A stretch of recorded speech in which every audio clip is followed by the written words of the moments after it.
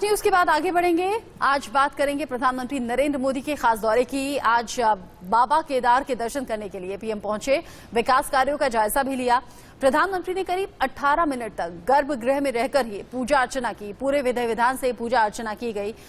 उन्होंने आदि गुरु शंकराचार्य की 12 फीट लंबी और करीब 35 टन वजनी प्रतिमा का अनावरण किया। इसके बाद पीएम ने करीब 400 करोड़ से ज्यादा के जो योजनाएं थी, पुनर्निर्माण परियोजनाएं, उनका लोकार्पण और शिलान्यास भी किया।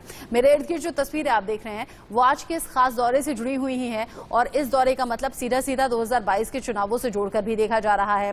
केदारनाथ में 2013 की जो त्रासदी हुई थी उसके बाद विकास कार्यों को तेजी से बढ़ाया गया और प्रधानमंत्री ने इस बात का जिक्र भी किया।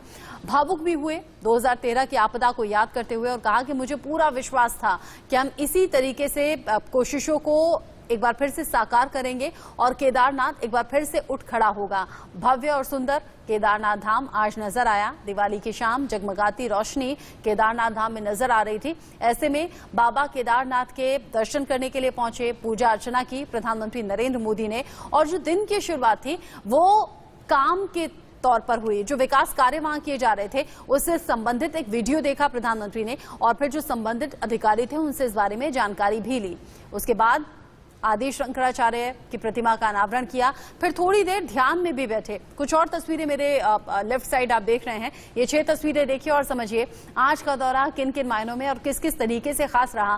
प्रधानमंत्री नरेंद्र मोदी जो कि भोले के भक्त कहे जाते हैं, शिव भक्त हैं, चाहे वो काशी विश्वनाथ में उनका पहुंचना हो या फिर केदारनाथ धाम में पहुंचकर शीश झुकाना हो, परिक्रमा भी करते हुए नजर आए। विधि विधान के साथ रुद्राभिषेक भी किया है, विकास कार्यों का जायजा भी लिया। और प्रधानमंत्री नरेंद्र मोदी का यह अंदाज रहा है, जब भी किसी धार्मिक स्थल पर पहुंचते हैं वहां की जानकारी तो लेते ही हैं, लेकिन पूरी निष्ठा और आस्था के साथ वो पूजा अर्चना भी करते हैं।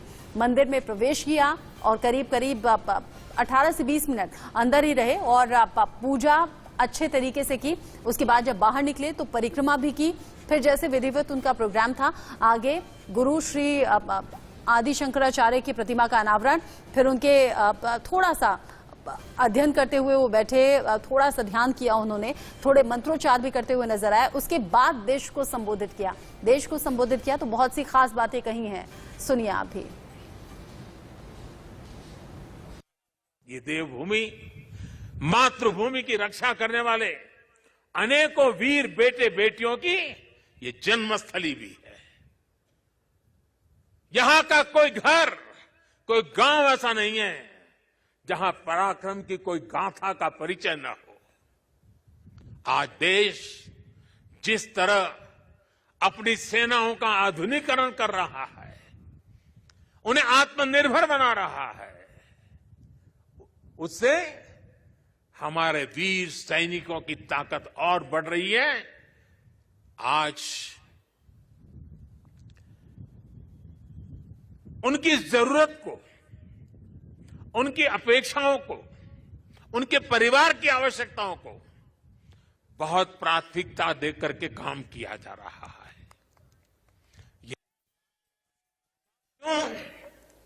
हमारे यहां सदियों से 4 धाम यात्रा का महत्व रहा है। 12 ज्योतिर्लिंग के दर्शन की, शक्तिपीठों के दर्शन की, अष्टविनायक जी के दर्शन की, ये सारी यात्रा की परंपरा, ये तीर्थाटन हमारे यहां जीवन काल का हिस्सा माना गया है।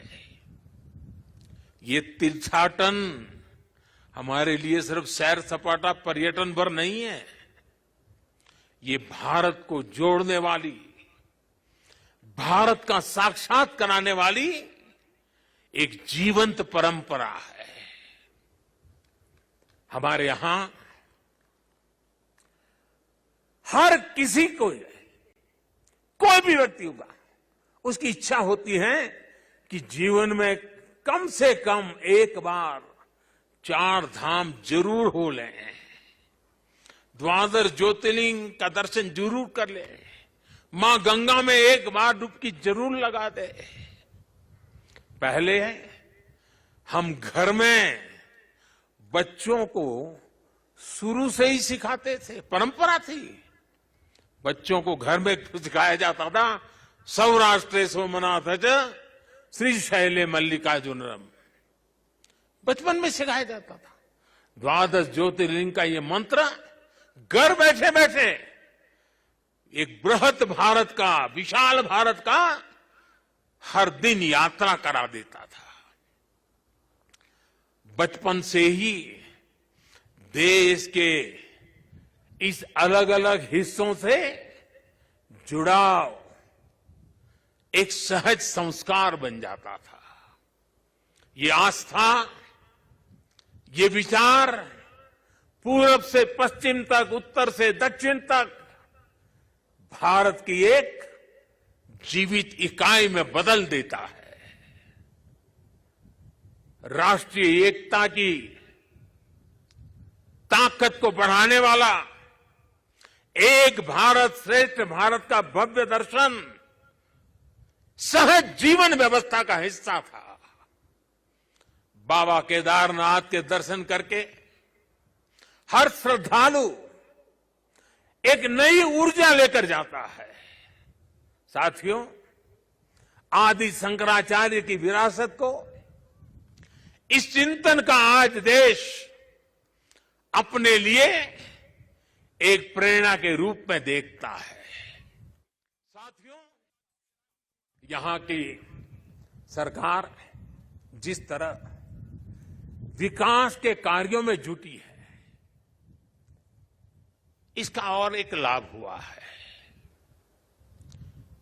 यहां, वरना तो हम हमेशा सुनते थे पहाड़ का पानी और पहाड़ की जवानी कभी पहाड़ के काम आती नहीं। मैंने इस बात को बदला है। अब पानी भी पहाड़ को काम आएगा, जवानी भी पहाड़ को काम आएगी। पलायन रुकना है। एक के बाद एक जो निर्णय हो रहे हैं, पलायन रुकना है। मान के चलिए साथियों, मेरे नौजवान दोस्तों, ये दशक आपका है, उत्तराखंड का है, उज्जवल भविष्य का है। बाबा केदार के आशीर्वाद। भारतीय दर्शन तो मानव कल्याण की बात करता है। जीवन को पूर्णता के साथ, होलिस्टिक अप्रोच के साथ, होलिस्टिक वे में देखता है। आदि शंकराचार्य जी ने समाज को